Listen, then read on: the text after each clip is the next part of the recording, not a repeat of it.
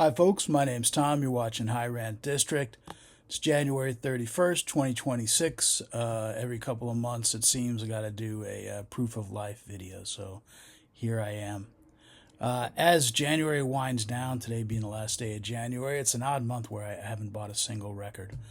And by record, I mean, vinyl. I've bought CDs and I've bought maybe one cassette, because the release I wanted to pick up was only on cassette. But no vinyl. So I'm going to backtrack a little bit and go back to a little bit of unexpected adventure I had a little bit before Christmas last month. And my better half and I were out in a part of town we don't go to. And it's mostly because of me, because it's a highly gentrified area. And that irritates me, but I'm easily irritated.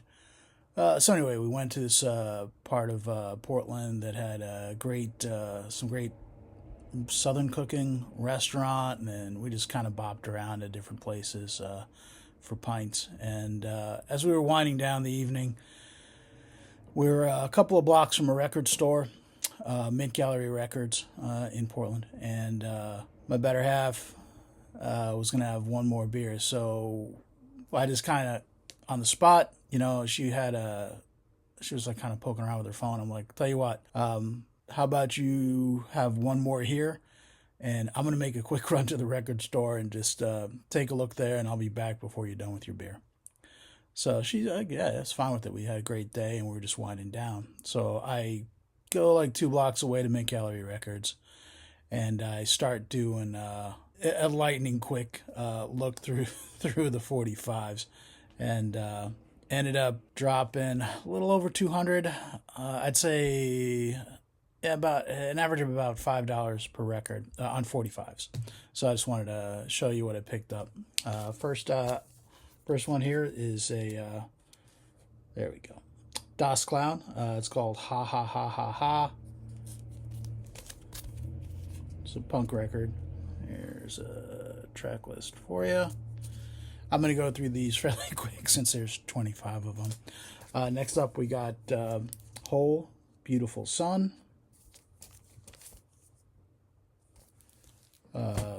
Babes in Toyland. I think this is it's a Peel session from, I don't know, what did it say? 1992, July 92. It's right on the back. Bootleg. I normally don't buy bootlegs. Nothing philosophically incredibly wrong with it. I would say I don't like counterfeits, but generally my experience with bootlegs has been that they sound like shit. This one was no different. But hey, it's Babes in Toyland, so what are you going to do? I got another one by Hole. This is Retard Girl. Next up is Madness. Michael Caine. Man, he was in a lot of movies. Michael Caine. All right. This is essentially Lemmy with Wendy O. Williams. It's Motorhead with Wendy O. Williams. And then Plow. Dance. Better Than I've Ever Seen. I actually have a similar version of this. It's actually a repurchase. For no reason other than I was just, motoring and just like going super fast and just picking up whatever I could. Fabulous Sequel by Para Ubu on Chrysalis, if that helps. Another Para Ubu with Not Happy. What was this? Oh, The Wedding Present. Normally never see the Wedding Present. What is this? Go-Go Dancer and Don't Cry No Tears. Kind of weird to see The Wedding Present in a Portland store. One thing I'll say about Mint Gallery Records, been there a handful of times, because I usually don't go to that part of town, but they usually have stuff in the 45s section that I dig. It seems to be well curated. It was funny When I enter these things into Discogs, how the price of each record was almost exactly the Discogs median. So, and that was what's happened in previous times I've gone there. So clearly that's how they're pricing, is by the Discogs median. Now, number one, I was on this particular shopping excursion. I bought 25 records, and it's just like they're just zipping through there like I think 3 deep rows of 45s, and just like, yeah, I want that. Just like I wasn't even looking at the wax. I paid for it on 1 or 2 of these. It's a couple in bad condition, but in general, it's a place I'm comfortable going to because number one, I know they'll have something I like, and number two, even though the price is Discogs median is a little bit high, I think, of a price for a record store, but this one's in a fairly expensive part of town, so I get it. I'm sure their rent is high. All right, driving on. This is XTC. This was on Drums and Wires. It came with Drums and Wires. It's Limelight and Day In, Day Out and Chain of Command. This is a EP. It's called I Was a Teenage Plasmatic, 7 songs for Wendy O. Williams. So it's a comp of different bands doing plasmatic songs, tribute to Wendy O. Williams.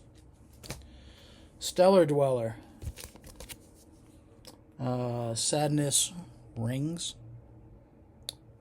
It's I'll look at the label. It's just a rock record, but it's called Cat Lips and Kitty Equality. If you look at the bottom there.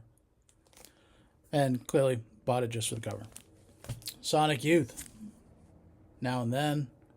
This is a bootleg. White label. Only because, it's a bootleg. Not a promo or anything. It was alright. It's like bootleg quality. It's not great sound quality. What was this? The Survivors.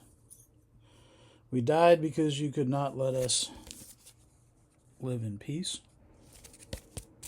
There's a look at the label. Sort of industrial, a little bit electronic. Someone Else's Heart, which is actually Elvis Costello. Like, I just saw the cover, I was like, squeeze. Let me grab that. But it's Elvis Costello. Gray Matter. Severin. Cool cover, and I got an album by Gray Matter that's actually quite good. Various bands doing Palace of Lights. It's very electronic, probably ambient. All right, Exene Cervenka. Her solo stuff is okay. This is spoken word. Let's see, Mac Blackout, Don't Let Your Love Die, and Sometimes.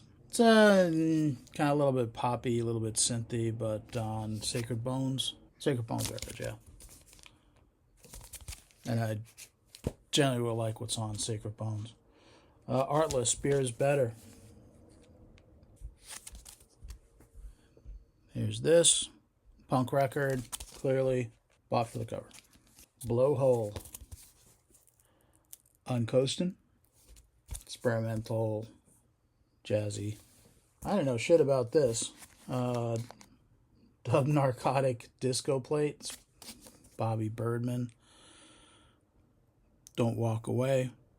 I I see like Selector, Dub, Narcotic. I had in my head that that'd be dub, reggae. And what was it? It was just kind of like a indie wham, blah blah blah. I did not dig it, and I ended up getting 2 of them. What are you gonna do?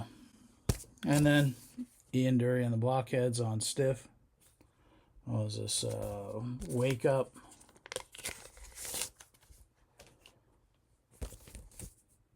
And What a Waste.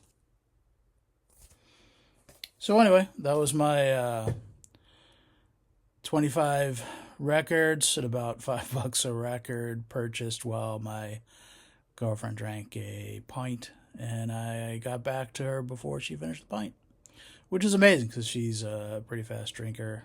But we had been hitting a bunch of places, so I guess it was time to slow down. Anyway, hope everybody's doing well. Got some travels coming up in February, some overseas travel. Normally, when I leave the country, when I go overseas anyway, yeah, I hit record stores, but I generally only, like the last time I was in, when I've been over the last couple of years, like Belgium, Netherlands, London. It really, I just shop for 45s because it's a pain in the ass traveling with LP sized records. So I generally don't. So I'll probably be looking for some 45s, maybe. It may just be that I pick up CDs. I know I'm going to pick up music, but man, my lean has been CDs lately. I'm just there's a shift going on. Anyway, hope everybody's well. I'm not going to babble anymore. Catch you later. One more thing I wanted to add in here is it was amazingly obvious to me on when I was watching the live stream of Surface Noise. It's a Thursday night live stream by Concert Buddy and friends. He refreshed the logo he uses for Surface Noise, and man, the second I saw that thing, I was like, "Is that Riff Raff?" That's a completely a pull from Riff Raff. His iconic album, Neon Icon. I mean, look at the coloring there. Riff Raff, Neon Icon, Surface Noise. It's the same. All right, I'm out of here.